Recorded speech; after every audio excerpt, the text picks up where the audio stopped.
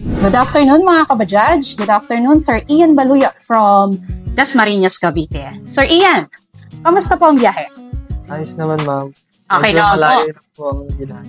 Medyo malayo ang biyahe. Sir, ilang oras po kayo nagbiyahe? Halos 2 hours po. Halos 2 hours. Tapos ang gamit niyo pong unit ay motor. Apo. Tama po ako. Okay po, sir. Sir, tatanong ko lang po, mula Dasmariñas going to San Pablo, bakit napili niyo po ang CarSmart na pagpagawaan ng inyong unit, sir? Nakita ko po kasi sa page niya sa Facebook na maganda po yung gawa. Pulido Okay. po. Yes, sir. Salamat po. So, Facebook pa rin po yung naging Apo. susi. Okay, sir. Salamat po. Naka-follow na po ba, sir? Opo.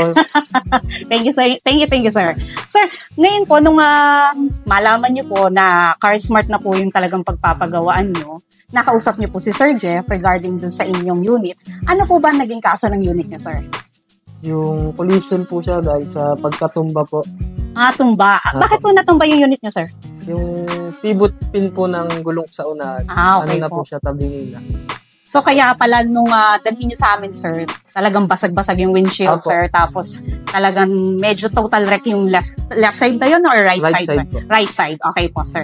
So, ngayon po, sir, na nakita nyo po ang unit nyo, kamusta po ang naging output sa inyo, sir? Maganda man, parang brand new po. Yun, sir. Parang brand new na naman.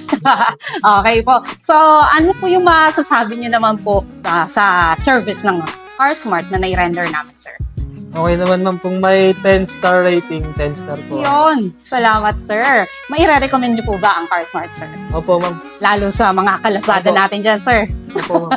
Mga gusto pong magpagawa ng mga unit po nila, dito na lang po kayo. Okay po. Maraming salamat, Sir Ian Baluyot from Dasmariñas, Cavite. Thank you very much, sir, and God bless po.